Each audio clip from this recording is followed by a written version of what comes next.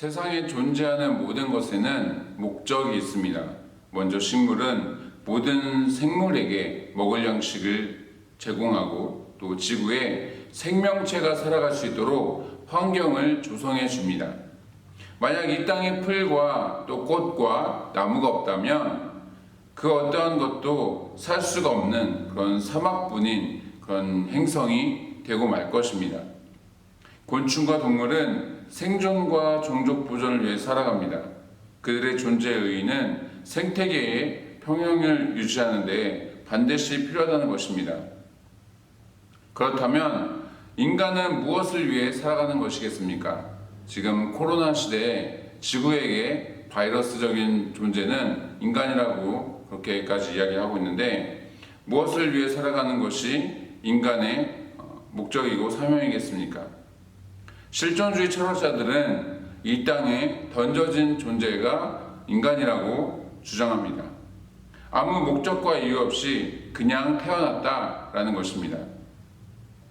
그런가 하면 허무주의나 염세주의자들은 인간들의 삶을 길거리에 그냥 굴러다니는 그런 돌멩이보다 못한 존재로 생각하게 만들기도 하는 것이죠. 이와는 정반대로 인간을 만물의 영장이라 하며 특별한 힘과 지혜를 가진 존재다라고 주장하기도 합니다. 여러분들은 이러한 다양한 의견에 대해서 어떻게 생각하십니까? 우리는 성경의 말씀에 좀 더 귀 기울일 필요가 있습니다.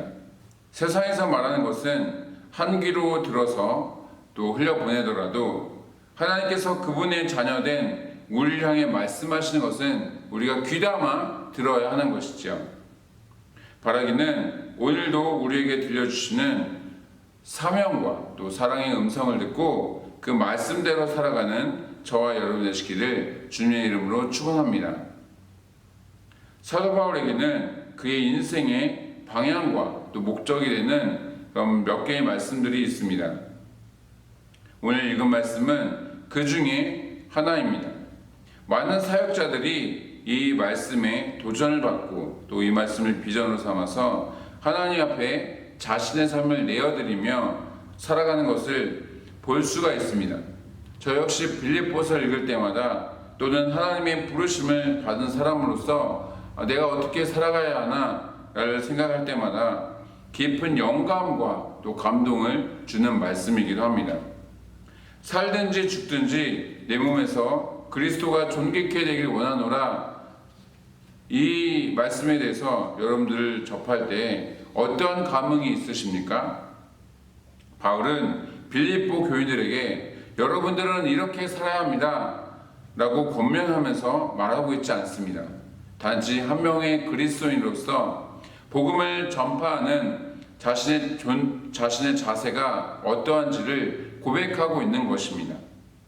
하지만 그 어떤 권면의 말들보다 현대를 살아가는 우리들에게까지 강한 도전을 주고 있는 것이죠.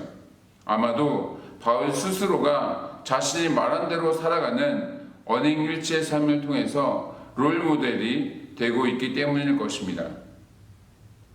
오늘 본문은 두 구절의 짧은 말씀이지만 세 부분으로 나누어서 살펴보도록 하겠습니다.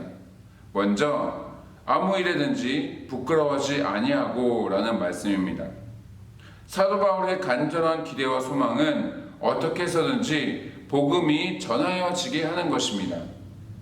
함께 빌립보서 1장 18절 말씀을 읽어보시겠습니다. 빌립보서 1장 18절 말씀 함께 읽겠습니다. 그러면 무엇이냐 거칠애로 하나 참으로 하나 무슨 방도로 하든지 전파되는 것은 그리스도니 이로써 나는 기뻐하고 또한 기뻐하리라. 모든 그리스도인들은 어떠한 형태로든 복음을 전하게 됩니다. 말로도 할 수가 있고 또 삶으로도 보여줄 수도 있습니다. 서양 사람들은 그리스도인들에게 참 관심이 많습니다. 잘하고 잘되는 그리스도인들 보면 기독교의 호감을 가지고 또 교회에 나오고 싶어하며 또 하나님을 믿고자 하는 마음을 갖습니다. 반대로 이기적이며 비윤리적인 그리스도인들을 보면 벌떼같이 달려들어서 기독교를 비판하는 개독교라 그렇게 부르는 그런 모습을 보게 되는 것이죠. 복음을 전할 때의 자세도 여러 가지입니다. 어떤 사람은 담대히 복음을 전합니다. 적극적으로 전도도 합니다. 우리나라의 경우에는 길거리나 또 전철 안에서 열심히 복음을 전하시는 분들도 계시죠. 지금은 전철 안에서 할 수 있는지 없는지 잘 모르겠습니다만 어쨌든 자유롭게 전도 활동을 하고 있는 것입니다. 그런 분들 뵈면 꼭 저렇게 해야 하나 하는 그런 싶은 생각이 들기도 합니다. 오히려 저것으로 인해서 복음에 대한 거부감을 갖게 하고 또 복음이 전하여지는데 방해가 되는 것은 아닌가라는 생각을 갖게 되는 것입니다. 그런가 하면 교회 다닌다는 사실조차 말하기 부끄러워하는 그런 그리스도인들도 있습니다. 전도를 안 하는 것은 아니지만 그것을 또 어려워하는 분들도 계시죠. 여러분들은 어떠한 쪽에 속해 계십니까? 사도 바울은 조금 전에 읽었던 말씀에서처럼 분명하게 말씀하고 있습니다. 긍정적으로 복음이 전파되든지 부정적으로 복음이 전파되든지 복음만 전해진다면 나는 그것으로 만족한다. 나는 그것으로 인해 충분히 기뻐한다. 저는 저와 여러분이 이와 같은 마음을 품게 되기를 소망합니다. 길거리에서 또 전철에서 또는 어디에서든 복음을 전하시는 분들 보면 부정적으로 다가올 때가 많이 있습니다. 조금 전에 말씀드렸던 것처럼 꼭 저렇게 해야 하나 싶은 생각이 드는 것이죠. 저도 예전에는 그랬습니다. 신학교 다닐 때 공공장소에서 누방전도 하시는 분들, 이를테면 예수천국, 불신지옥 이런 말씀들, 이런 것들을 선포하시면서 회개하라 천국에 가까웠느니라 라는 그런 식으로 복음을 전하셨던 분들을 보면은 미련한 사람으로 바라보았던 것입니다. 하지만 제가 이전에 중국에서 4, 5년간 선교 활동을 하고 난 다음에 한국에 들어왔을 때는 생각이 많이 바뀌게 되었습니다. 그곳에서는 마음 놓고 복음을 전할 수가 없기 때문입니다. 어디 중국뿐이겠습니까? 지금 분쟁으로 시끄러운 중동의 이슬람 국가들, 아프가니스탄을 비롯한 그런 이슬람 국가에서는 그리스도인임을 인정한 순간 테러를 당할 수가 있습니다. 우리가 살고 있는 베트남에서도 현지인들 대상으로 전도하는 것이 자유롭지 못한 상황인 것이죠. 북한만 바라보아도 전도는커녕 그리스도인이라는 신분을 드러낼 때부터 이미 죽음을 각오해야 하는 것입니다. 그렇게 우리의 시야를 넓힐 때 우리는 사도 바울과 같은 마음으로 어디에서든 어떻게든 복음을 전할 수 있게 되는 것입니다. 바울은 다음 부분으로 넘어가기 앞서서 한 가지를 덧붙입니다. 그것은 바로 온전히 담대하여 라는 말씀입니다. 복음을 전할 때는 언제나 담대해야 합니다. 부끄러워한다거나 쑥스러워해서는 안 된다는 것입니다. 무엇이 됐든 확신에 차 있는 말들은 그 자체로 어느 정도 영향력이 있는 것처럼 온전히 담대해지는 것은 복음의 능력이 나타나는 것과도 밀접한 관계가 있습니다. 복음 자체에 능력이 있긴 하지만 담대히 전하지 않는다면 그 능력은 반감이 되는 것입니다. 복음은 기쁜 소식입니다. 기쁘게 복음을 전해야 그 능력이 온전하게 나타나게 되는 것이죠. 예수님을 만난 사람들은 모두 온전히 담대함으로 그 복음을 증거하였음을 우리는 알고 있습니다. 수가성의 사마리아 여인도 또 눈먼 사람이 다시 보게 되었을 때도 그 밖에 많은 사람들이 죽음과 또 핍박을 무릅쓰고 자신이 만난 예수님을 담대하게 전했던 것입니다.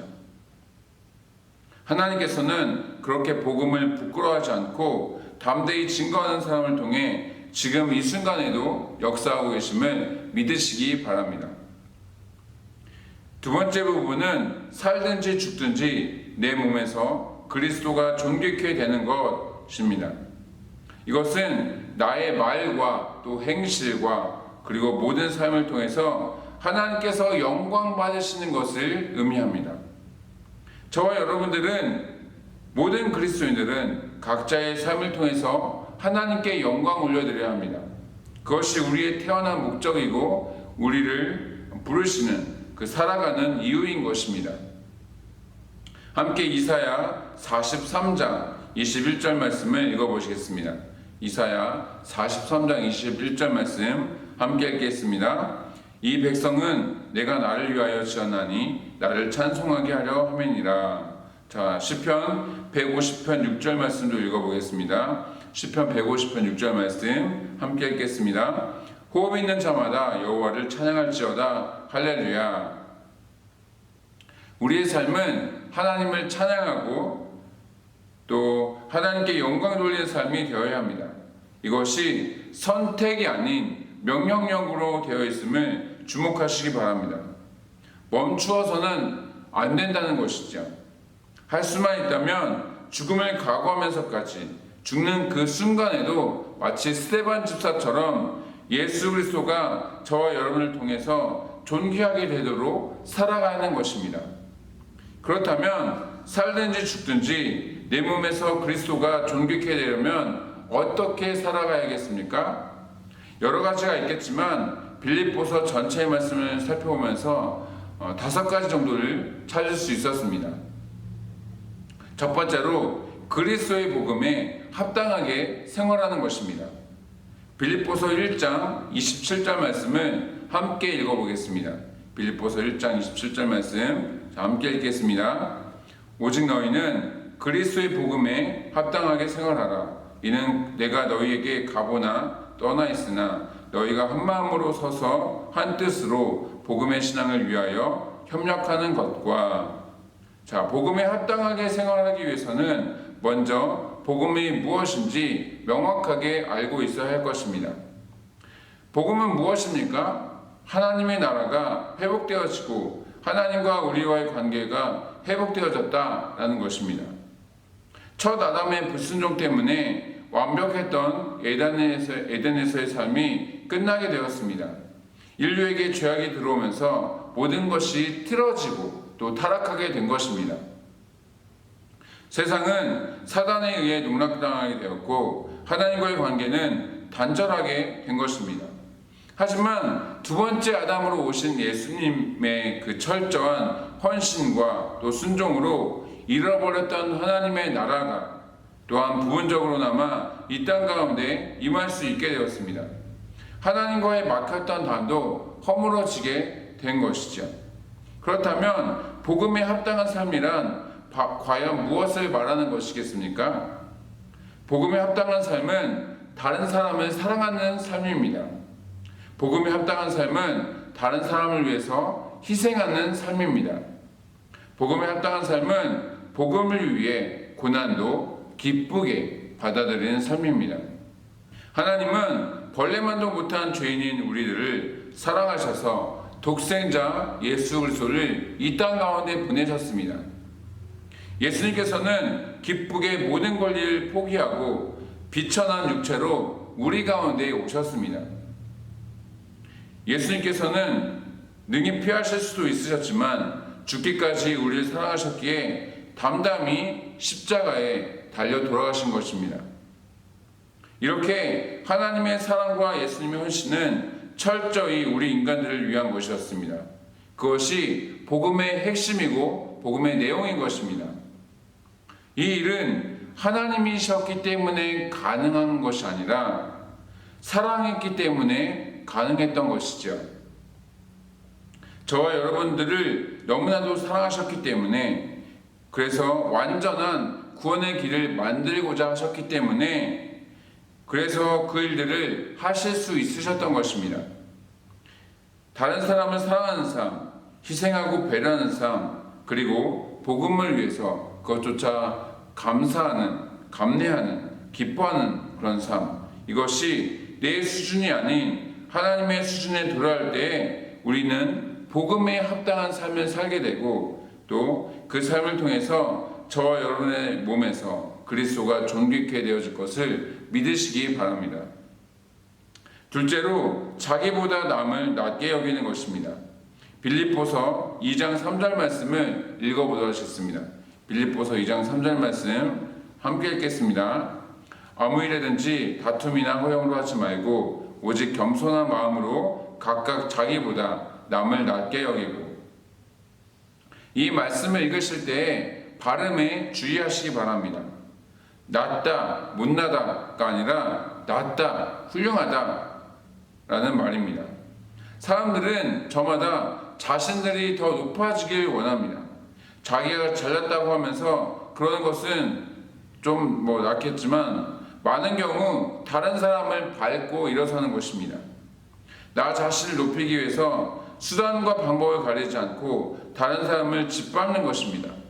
상대방을 비하하고 또 무능력함을 드러내고 그 사람의 단점을 극대화시키는 것이죠.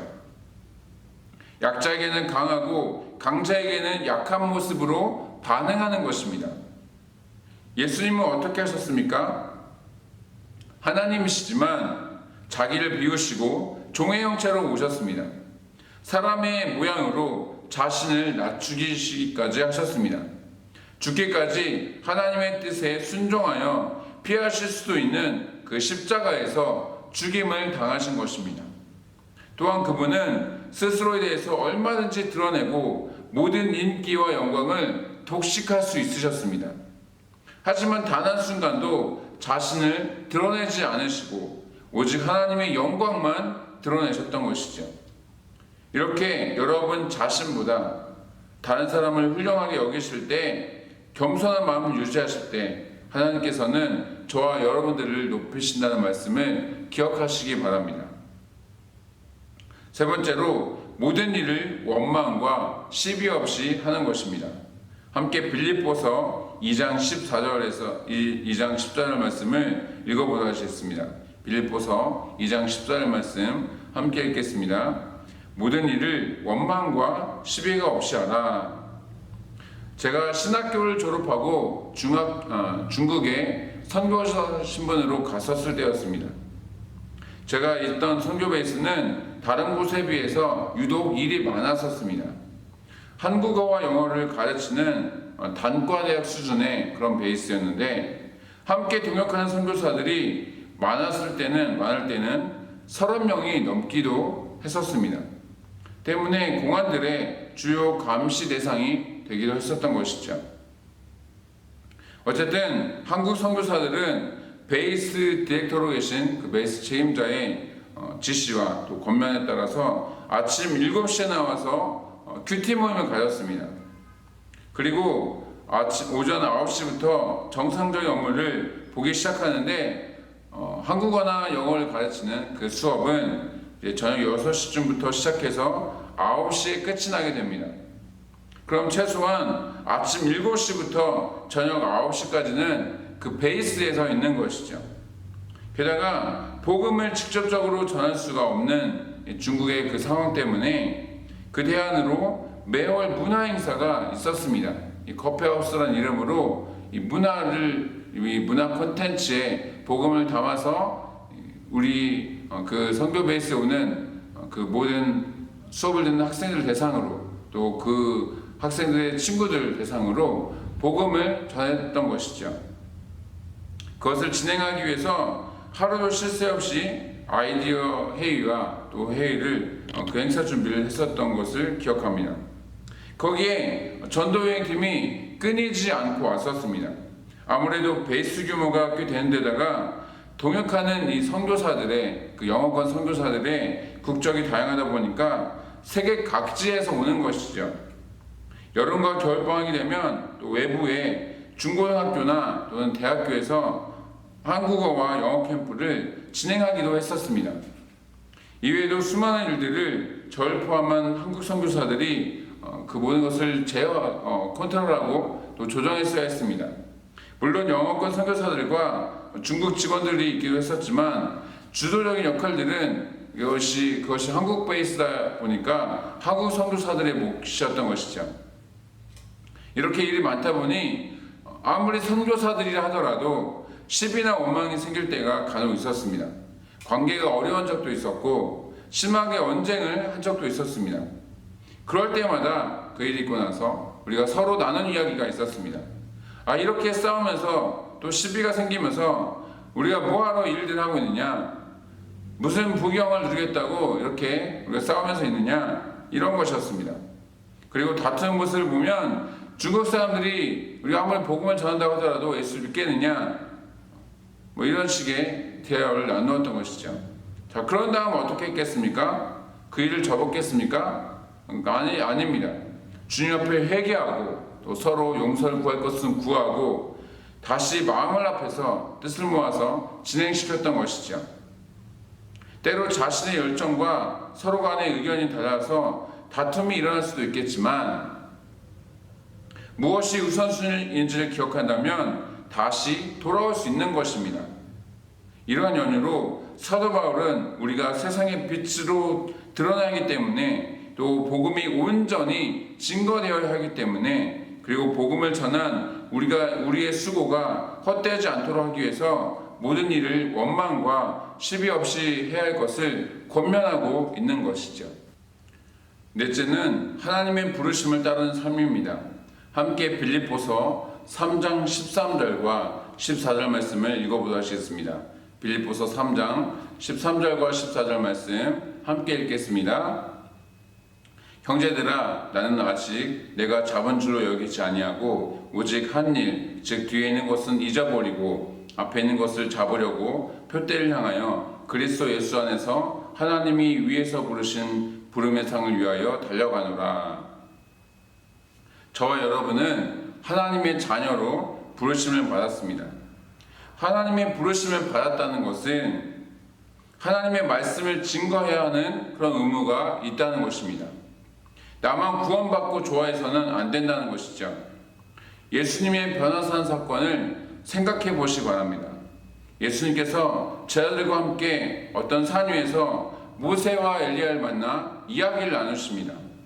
그때 예수님의 얼굴은 해같이 빛나시고 또 그 옷은 빛과 같이 휘어졌습니다.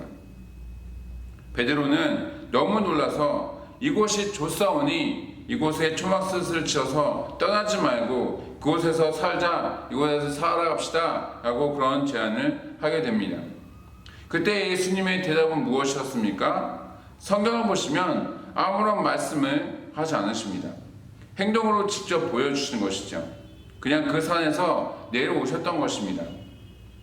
예수님께서는 복음서 곳곳에서 복음을 전하는 사명에 대해서 말씀하셨습니다. 그때마다 단 한 번도 너희만 나를 믿고 행복하게 잘 먹고 잘 살아라 라고 하지 않으셨습니다. 예수님의 복음 전파 명령은 단지 제자들에게 국한된 것만이 아니었습니다. 그리스도인이라고 한다면 또 예수님을 믿고 따르는 사람이라고 한다면 당연히 해야 하는 일입니다. 그래서 온 천하에 다니며 복음을 전하고 또 성부와 성자와 성령의 이름으로 세례를 주고 땅끝까지 이르러서 증인된 삶을 살도록 명령하셨던 것입니다. 사도 바울 역시 때를 얻든지 못 얻든지 말씀을 전파할 것에 대해서 권면한 것이죠. 그러니까 상황과 타이밍에 구애받지 않고 기회만 되면 또 기회를 만들어서라도 복음을 전하는 것이 저와 여러분들의 사명이고 부르심인 것을 기억하시길 바랍니다. 하나님의 부르심을 따라 사는 삶은 하나님께 속한 삶입니다. 우리가 이 땅에 살고 있다는 이유로 세상에 속해서 세상을 따라 살아가서는 안 된다는 것이죠. 세상의 가치관을 따라서 자신의 욕심을 따라 살아가다 보면 결국에 남는 것이 없습니다. 갈 때는 넓고 편할지 몰라도 그 끝에는 멸망이 기다리고 있는 것입니다. 마태복음 7장 13절과 14절에서 예수님은 다음과 같이 말씀하고 계십니다. 함께 읽어보시겠습니다. 마태복음 7장 13절과 14절 말씀 함께 읽겠습니다. 좁은 문으로 들어가라. 멸망으로 인도하는 문은 크고 그 길이 넓어 그리로 들어가는 자가 많고 생명으로 인도하는 문은 좁고 길이 협착하여 찾는 자가 적음이라. 하나님께 속해서 성경 말씀대로 살아가면 또 그분의 인도하심을 따라가면 왠지 덜이 가는 것 같고 또 손해보는 것 같습니다. 때로는 너무 힘이 들어서 믿음과 신앙을 포기하고 싶을 때도 많이 있는 것입니다. 실제로 많은 분들이 한국에서는 열심히 신앙생활 하시다가 해외에 나와서는 지쳐서 또 쉬어야 되겠다라는 이유로 교회에 나오지 않는 그런 가난 성도들이 계신 것을 볼 수 있습니다. 또는 교회에서 상처받았다라는 이유로 아니면 삶의 어떤 공고함으로 인해서 교회를 떠나시는 분들도 계신 것이죠. 하지만 좁은 길의 끝에는 값진 면류관들과 상급이 기다리고 있음을 믿으시기 바랍니다. 마지막으로 내 몸에서 그리스도를 존귀케 하는 그런 삶의 다섯 번째는 하늘의 것을 추구하는 삶입니다. 우리 함께 빌립보서 4장 8절 말씀을 읽어보시겠습니다. 빌립보서 4장 8절 말씀 함께 읽겠습니다. 끝으로 형제들아 무엇에든지 참되며 무엇에든지 경건하며 무엇에든지 옳으며 무엇에든지 정결하며 무엇에든지 사랑받을 만하며 무엇에든지 칭찬받을 만하며 무슨 덕이 있든지 무슨 기름이 있든지 이것들을 생각하라. 자, 땅의 것은 방금 읽은 말씀과는 대조적인 것들입니다. 거짓되고 불경스럽고 잘못되고 또 미움과 다툼이 있는 것이죠. 불안과 근심과 걱정이 끊이질 않는 것입니다. 진정한 평안은 누릴 수가 없게 되었습니다. 진실하기보다 사실을 왜곡할 때가 더 많이 있는 것입니다. 옳고 그름의 경계선은 불분명하고 힘 있는 사람이 또 이기는 사람이 정의로 여겨지는 그런 세상인 것이죠. 거룩하고 정결함을 지키는 사람은 바보 취급당하는 그런 사회가 된 것입니다. 서로 사랑을 주고받기보다는 헐뜯고 비난하고 또 시기와 질투만이 가득하게 된 것입니다. 칭찬, 격려, 위로, 축복보다는 저주하지 않으면 다행인 것이죠. 정글에서나 있을 법한 이와 같은 약육강식과 적자생존이 마치 일종의 사회법처럼 적용되고 있는 것을 볼 수 있습니다. 그런 관점에서 본다면 우리가 조금 전 함께 읽었던 이 사도 바울의 권면은 상당히 어리석어 보입니다. 세상 물정 모르는 어떤 순수한 어린아이 같은 세상과 동떨어져 있는 수도원의 수도사가 말하는 것처럼 들려지기도 하는 것이죠. 이러한 삶을 사는 것이 이 땅에서 가능할 것 같습니까? 하지만 그렇게 살도록 노력하는 것이 우리가 해야 할 일입니다. 왜냐하면 예수님께서 하늘의 것을 추구하며 사셨기 때문입니다. 다른 믿음의 선배들도 예수님처럼 살면서 그들의 믿음과 또 신앙을 하나님 앞에 증명하였었죠. 바라기는 예수님과 여러 믿음의 선배들 본받아서 하늘의 것을 추구하며 살아가시기를 소망합니다. 그렇게 해서 여러분들의 믿음과 신앙이 인정받으실 수 있게 되기를 주님의 이름으로 축원합니다. 오늘 읽은 본문의 말씀을 세 부분으로 나누었을 때 마지막 세 번째는 21절에 내게 사는 것이 그리스도니 라는 부분입니다. 공동 번역은 이 부분을 나에게는 그리스도가 생의 전부입니다 라고 번역을 해놓았습니다. 어쩌면 이 고백이 사도 바울을 잊게 한 것 같습니다. 그는 3장 5절에서 빌립보서 3장 5절에서 자신에 대해서 설명합니다. 8일 만에 할례를 받았고 베냐민 지파 소속의 히브리인이었습니다. 학식으로는 가말리엘 문화의 수제자나 다름이 없을 정도였고 율법으로는 바리새인 중에 바리새인이었던 사람이었습니다. 게다가 하나님을 향한 열심도 있어서 그리스도인들과 또 교회를 박해하려고까지 했었던 것이죠. 당시의 가치관과 기준에 있어서 그는 흠이었고 최고의 스펙을 가진 삶을 살았던 그런 사람이 사도 바울이었던 것입니다. 하지만 다메섹을 가는 길에 그리스도인들 핍박하기 위해서 다메섹을 가는 길에 예수님을 만나고 나서는 그의 삶은 180도 바뀌었던 것이죠. 자신이 배우고 알아왔던 모든 학문들을 하나같이 해로 여기고 배설물이라 부르게 된 것입니다. 동시에 그리스도의 복음 앞에서 스스로를 철저히 낮춘 것이죠. 한때는 예수님의 도를 따르는 그리스도인들을 핍박하여서 죽이려고 했던 사람이 바울이었습니다. 스데반 집사가 죽는 모습을 보면서 당연하게 여겼다라고 성경은 그의 모습에 대해서 예수님을 믿기 이전의 모습에 대해서 기록하고 있습니다. 그리스도인들에 대해서 살기가 가득한 사람이었지만 회심한 이후에는 오직 그리스도만이 그가 살아가는 이유가 되었던 것이죠. 비가 오나 눈이 오나 바람이 부나 또 돌에 맞아 죽을 뻔하고 곤장을 맞고 또 타고 가던 배가 난파를 당해서 몇 번이나 죽을 고비를 넘겼던 복음을 증거하고 가르치는 그런 일들을 게을리 하지 않았습니다. 로마에 가면 죽임을 당할 것들도 뻔히 알고 있었지만 자신의 사명과 부르심을 감당하기 위해서 담대히 나아갔습니다. 죽음의 위협조차도 사도 바울의 발목을 잡을 수 없었던 것입니다. 왜냐하면 그 인생은 예수 그리스도가 전부였기 때문인 것이죠. 그래서 이는 내게 사는 것이 그리스도니 죽는 것도 유익함이라 라고 고백하고 있는 것이 아니겠습니까? 이와 같은 고백은 쉽게 나올 수가 있는 것이 아닙니다.